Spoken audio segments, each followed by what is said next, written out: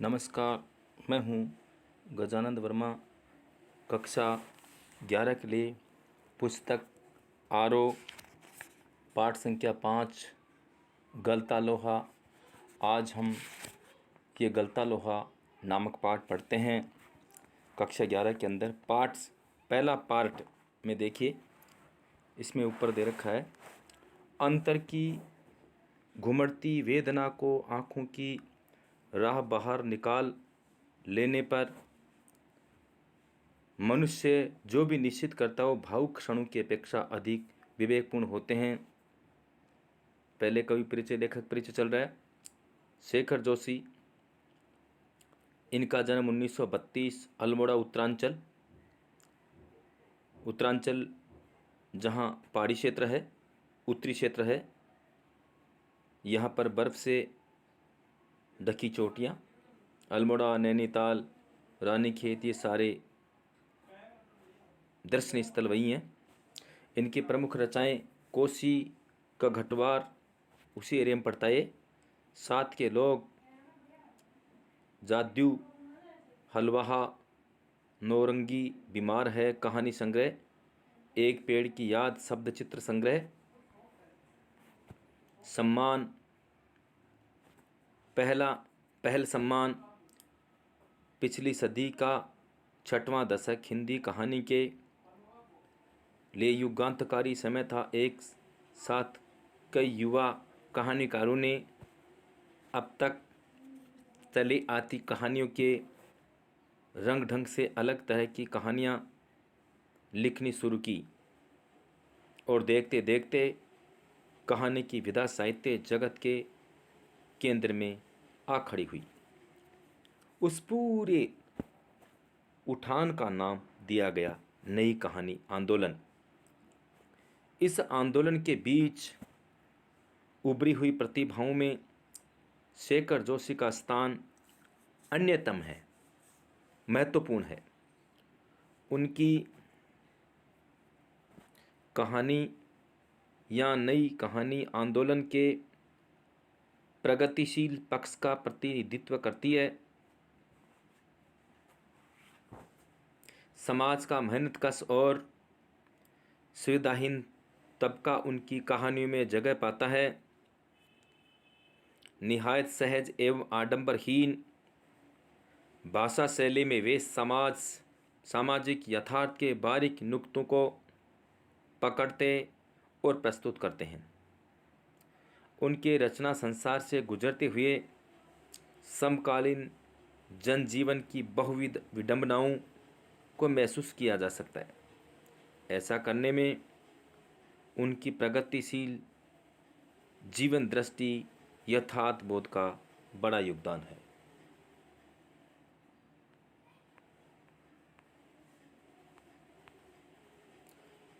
शेखर जी की कहानियाँ विभिन्न भारतीय भाषाओं के अतिरिक्त अंग्रेजी, पोलिश और रूसी में भी अनुदित हो चुकी हैं।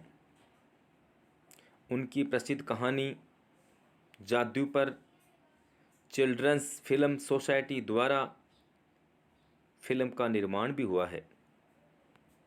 देखिए, गलता लोहा। शेखर जोशी की कहानी कला का एक प्रतिनिधि नमूना है। समाज के जातिगत विभाजन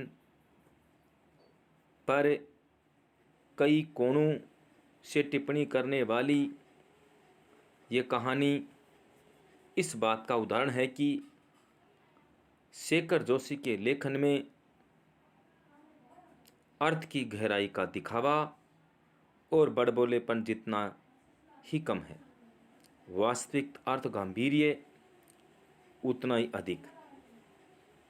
लेखक की किसी मुखर टिप्पणी के बगैर ही पूरे पाठ से गुजरते हुए हम ये देख पाते हैं कि एक मेधावी किंतु निर्धन ब्राह्मण युवक मोहन किन परिस्थितियों के चलते उस मनोदशा तक पहुंचता है जहां उसके लिए जाति अभिमान बेमानी हो जाता है। सामाजिक विधि निषेधों को ताक पर रखकर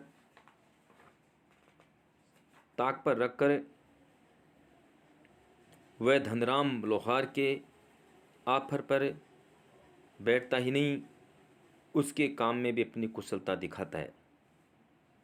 मोहन का व्यक्तित्व जातिगत आधार पर निर्मित झूठे भाईचारे की जगह मेहनतकशों के सच्चाई भाईचारे की प्रस्तावना करता प्रतीत होता है, मानो लोहा गल कर एक नया आकार ले रहा हो। हाँ, तो इस पाठ में आपको पढ़ने के लिए मिलेगा कि मोहन पढ़ने में होशियार था और एक दूसरा विद्यार्थी कमज़ोर था। अध्यापक इन दोनों में भी फर्क करता, किंतु मोहन के पिता के पास में व्यवस्था नहीं थी। इसीलिए इनके किसी परिचित ने यह कहा, आप इसको मेरे साथ भेज दीजिए, मैं इसको पढ़ा लिखा दूंगा। पिता ने मन में विचार किया, बाहर जाएगा तो कुछ सीखेगा, क्योंकि वहाँ पर पढ़ने की पूरी व्यवस्था नहीं थी। पिता उनकी बातों में आ गए। पिता ने उसके साथ उसको भेज दिया। उन्होंने कई दिन तक तो उसका दाखिला नहीं करवाया। अंत में एक साधारण से स्कूल में उसका दाखिला करवा दिया और उसके पश्चात उनके परिजन और आसपास के लोग उस बच्चे को नौकर से ज़्यादा नहीं समझते थे। मोहन जरा दही ला के देना, फला जरा ये ला के देना, जरा ये ला के देना, ये ला के देना। वो पूरे गली का नौकर था, एक तरह से नौकर बना दिया। और यूँ तो क्या है कि दूरी होने की वजह से अपने माता पिता से मिलने नहीं आ सकता। जब कभी वो रमेश जो लेके आता, रमेश के साथ में जब कभी आता, किंतु स्वयं को भी पता चल गया था, किंतु अपने माता पिता के सपनों को नहीं तोड़ना चाहता था। इसीलिए उन्होंने ऐसी बातों को छुपाया जो कि माता पिता के सपने न टूट जाए। और एक दिन वो धनराम लोहार की दुकान पर आ जाता है और वहाँ खड़ा रहता है, अंत में बैठ जाता है। जो इनका विद्यार्थी साथी विद्यार्थी था, उससे वह लोहे की वस्तु को जो आकार देना चाहता था नहीं दे पा रहा था, किंतु इसने उसको पकड़ करके बिल्कुल सही आकार दे दिया। वह विद्यार्थी भी अचंभित हो गया कि मैं जिस काम को नहीं कर सका उसको इसने आकार दे दिया। अंत में जाकर के मोहन के पिता को सच्चाई का पता लगता है, किंतु करे तो क्या करे। उन्होंने जातीय आधार पर पारिवारिक हालत को देख करके बेईमानी की, उसके साथ में अन्याय किया। गांव का बच्चा जो प्रतिभावान बच्चा था, वहां जाने के पश्चात उसकी पूरी प्रतिभा लुप्त हो गई। यहाँ तो गांव में उस विद्यार्थी को सब जानते थे, आसपास वाले सारे विद्यार्थी अध्यापकगण सब जानते थे, क्योंकि वह बच्चा प्रतिभावान था। किंतु वहाँ जाने के पश्चात उसकी पूरी प्रतिभा छुप गई, क्योंकि उस भीड़ के अंदर वो भीड़ का बच्चा, ये बच्चा भीड़ में जाकर के कहीं खो गया। उसको वो जगह नहीं मिली, वो स्थान नहीं मिला जिसकी बदौलत इनके पिता ने उसके साथ भेजा था। उसने वैसा नहीं किया। वो तो अपने स्वार्थ पूर्ति के लिए अपना काम करता था और साधारण से स्कूल में भी इसलिए दाखिला करवा दिया, जिसके कारण सच्चाई का पता न चले। लेकिन अंत में सच्चाई का पता तो चलता ही है। अब देखिएगा पाठ में, गलता लोहा। मोहन के पैर अनायास ही शिल्पकार टोले की ओर मुड़ गए। उसके मन के किसी कोने में शायद धनराम लोहार के ऑफर की वह अनुगुण शेष थी जिसे वह पिछले 3-4 दिनों से दुकान की ओर जाते हुए दूर से सुनता जा रहा था। निहाई पर रखे लाल गरम लोहे पर पड़ती हथौड़ी की धप धप आवाज़, ठंडे लोहे पर लगती चोट से उड़ता ठनकता स्वर और निशाना साधने से पहले खाली निहाई पर पड़ती हथौड़ी की खनक जिन्हें वह दूर से ही पहचान सकता था। कहने का मतलब मोहन जो अनायास क्या है कुछ टोले में गया जहाँ लुहार का काम हो रहा था, वहाँ उनका मित्र भी था और उसकी गूंज उनके कानों में पड़ रही थी। और जिस निहाई पर गरम लाल लोहे को रख करके हथौड़े से चोटें मारी जा रही थी, निशाना साध करके चोट मारा जा रहा था, हथौड़ी की आवाज़ वहाँ आ रही थी, वहाँ वो ठहर जाता है। लंबे बेंट वाले हंसुए को लेकर वह घर से इस उद्देश्य से निकला था कि अपने खेतों के किनारे उग आई कांटेदार झाड़ियों को काट छांट कर साफ कर आएगा। बूढ़े बंशीधर जी के बूते का अब यह सब काम नहीं रहा। कहने का अर्थ हो गया कि किस प्रकार से वह बच्चा मोहन पढ़ने में होशियार था, धनराम तो पढ़ने में कमज़ोर था, लेकिन एक दिन जब वो गांव आया हुआ था, उसने मन में विचार किया इस हाशिया को मैं ठीक करवा दूं और ठीक करके खेतों के अंदर जो खरपतवार उग गए हैं, अनावश्यक पेड़ पौधे उग गए हैं, इस हाशिए से मैं ठीक कर दूं। इसीलिए वह इस उद्देश्य से उनके पास पहुंचा। तब कहा लंबे बेंट वाले हंसुए को लेकर वह घर से इस उद्देश्य से निकला था कि अपने खेतों के किनारे उग आई कटीलेदार झाड़ियों को काट छांट कर साफ कर आएगा। बूढ़े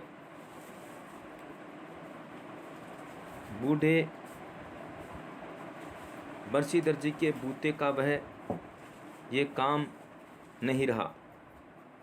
यही क्या, जन्म भर जिस पुरोहिताई के बूते पर उन्हें घर संसार चलाया था, वह भी अब वैसे कहाँ कर पाते हैं। अर्थात उनके पिता, मोहन के पिता जो बूढ़े हो गए थे और जिसके बलबूते पर, पुरोहिताई के बलबूते पर उनका घर का खर्च चलता था, आज उनसे काम नहीं हो पाता है, दूर दराज उनसे जाया नहीं जाता। ऐसी स्थिति में घर की स्थिति बहुत बुरी है, उसको संभालने में बहुत ज़्यादा समस्या आ रही थी, किंतु क्या करे। इन्होंने मन में विचार किया कि पिता के काम को कम से कम मैं तो संभालूं, जिसके कारण घर का खर्चा चल सके। यजमान लोग उनकी निष्ठा और संयम के कारण ही उन पर श्रद्धा रखते हैं, लेकिन बुढ़ापे का जर्जर शरीर अब उतना कठिन श्रम और व्रत उपवास नहीं झेल पाता, क्योंकि इनके पिता व्रत उपवास करते थे, अपने काम को करते थे, पंडिताइन का काम करते थे और व्रत उपवास करते थे, वो काम करते थे, ये सारा काम वो संभालते थे। किंतु आज उनसे न तो व्रत उपवास हो पाता था, न वो किसी काम को ढंग से कर पाते थे। और इसी आशा के बल पर अन्य लोग उनको कुछ दे देते थे, क्योंकि इतने दिन से उनका पूरा काम वो संभालते थे। इस आशा को लेकर के वे उनको कुछ दे देते थे। सुबह सुबह जैसे उससे सहारा पाने की नीयत से ही उन्होंने गहरा निश्वास लेकर कहा था, आज गणनाथ जाकर चंद्रदत्त जी के लिए रुद्री पाठ करना था। अब मुश्किल लग रहा है, ये 2 मील की सीधी चढ़ाई अब अपने बूते की नहीं। एकाएक ना भी नहीं कहा जा सकता, कुछ समझ में नहीं आता। कहने का अर्थ हो गया कि अनायास ही जो परेशानी चल रही थी, पहले तो सारा काम काज चल रहा था, किंतु अब ये समस्या आ रही है कि ये व्यवस्था कैसे हो। लंबी दूरी जाना, जा कर के वापस आना इतनी चढ़ाई में। पहले तो युवा थे इसलिए क्या है किसी काम को करने में तकलीफ़ नहीं होती थी, लेकिन ये सारे कामकाज अब बूते से बाहर है, उनसे नहीं हो रहा था। किंतु ऐसी स्थिति में घर का काम भी कैसे चले, समझ में नहीं आ रहा था क्या करें। अपने बच्चे को कहे, उनके द्वारा करवाए या कैसे काम करवाए। मोहन उनका आशय न समझता हो, ऐसी बात नहीं, लेकिन पिता की तरह ऐसे अनुष्ठान कर पाने का न उसे अभ्यास ही है और न वैसी गति।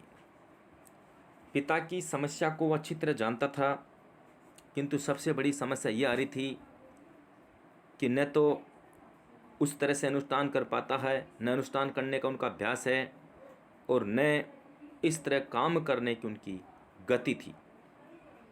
पिता की बातें सुनकर भी उसने उनका भार हल्का करने का कोई सुझाव नहीं दिया। उनको पूरा पता था कि पिताजी अब बूढ़े हो गए हैं, उनसे ये काम होना बड़ा मुश्किल है, करना बड़ा मुश्किल है। फिर भी ये सब कुछ सुनने के पश्चात उनके काम को हल्का करने का उनको सुझाव नहीं दिया। जैसे हवा में बात कह दी गई वैसे ही अनुत्तरित रह गई, अर्थात उन्होंने कुछ कहा किंतु कहने के पश्चात उस बात का कोई एक्शन नहीं लिया गया, उस बात का कोई उत्तर उन्होंने नहीं दिया। वो पिता की मजबूरी समझता था, किंतु समस्या ये थी कि न तो वैसा अनुष्ठान करना उसको आता था और न उस काम करने की गति उसमें थी। ऐसी स्थिति में वह इस काम को करना नहीं चाहता था और पिता की समस्या को भी सुन चुका था, किंतु पिता की मदद भी वो नहीं कर पा रहा था। पिता का भार हल्का करने के लिए वह खेतों की ओर चला था, लेकिन हंसुए की धार पर हाथ फेरते हुए उसे लगा वह पूरी तरह कुंद हो चुकी है। मन में विचार किया, यहाँ रहेंगे ठीक नहीं लगेगा, खेतों की तरफ चलते हैं। और वहाँ जाकर देखा, पिता का भार हल्का करने के लिए वह खेतों की ओर चला था कि पिताजी का थोड़ा सा काम करवा दें। खेतों की ओर चला, लेकिन हंसुए की धार पर हाथ फेरते हुए उसे लगा कि पूरी तरह कुंद हो चुकी है, अर्थात जो हंसिया था लगातार काम करने के कारण वह भूटा हो चुका था, वह हंसिया काम करने में सक्षम नहीं था। ऐसी स्थिति में विचार करके वो चल पड़ा कि चलो धनराम के पास चलते हैं और वहाँ चल करके इसकी धार लगवाते हैं, इस हंसियों को ठीक करवाते हैं। धनराम अपने बाएं हाथ से धोंकनी फूंकता हुआ दाएं हाथ से भट्टी में गर्म होते हुए लोहे को उलट पट रहा था। धनराम उनका बचपन का साथी था, तो वो वहाँ जाकर के देखता है धनराम एक हाथ से तो उस धोंकनी को फूंक रहा था और दाएं हाथ में भट्टी में गर्म होते हुए लोहे को उलट पलट रहा था। और मोहन भी से दूर हटकर एक खाली कनिस्तर के ऊपर बैठा उसकी कारीगरी को पारखी निगाहों से देख रहा था। जब धनराम लुहारे सारा काम कर रहा था, तो उस समय जो मोहन था उनकी कारीगरी को अच्छी तरह देख रहा था कि किस तरह से ये काम कर रहा है। इनकी कारीगर को लगातार देख रहा था कि किस तरह से उलट पलट रहा है, किंतु वह कुछ कर नहीं रहा था, सिर्फ उनकी कारीगर को देख रहा था। मास्टर त्रिलोक सिंह तो अब गुजर गए होंगे, मोहन ने पूछा। अपना बचपन के साथी था, उससे जाकर पूछा, मास्टर त्रिलोक सिंह तो गुजर गए हैं, क्योंकि वो धनराम लोहार को खूब मारता था, उनको बहुत दंड देता था, बहुत सारी चीज़ याद करवाता कि उनसे होती नहीं थी और मोहन फटाफट कर देता था। आज उल्टा हो गया। तो क्या पूछा हमने? मास्टर त्रिलोक सिंह तो अब गुजर गए होंगे, मोहन ने पूछा। वे दोनों अब अपने बचपन की दुनिया में लौट आए थे। धनराम की आंखों में एक चमक सी आ गई। वह बोला, माँ साहब भी क्या आदमी थे लल्ला, अभी पिछले साल ही गुजरे। सच कहूँ आखिरी दम तक उनकी छड़ी का डर लगा ही रहता था। अर्थात धनराम को तो बहुत डर लगता था कि उनकी छड़ी का मुझे डर लगता था। दोनों हो कर हंस दिए। कुछ क्षणों के लिए वे दोनों ही जैसे किसी बीती हुई दुनिया में लौट गए। गोपाल सिंह की दुकान से हुक्के का आखिरी कस खींचकर त्रिलोक सिंह स्कूल की चार दीवारी में उतरे थे। अर्थात उन्होंने कहा, गोपाल सिंह की दुकान से हुक्के की आखिरी कस खींचकर त्रिलोक सिंह स्कूल की चार दीवार उतरे थे। इतना उन्होंने कहा और इस बात को उन्होंने सुन लिया। ठीक है, ये वीडियो आज इतना ही होगा, बाकी अगला फिर बाद में, फिर कभी। Thank you. ओके।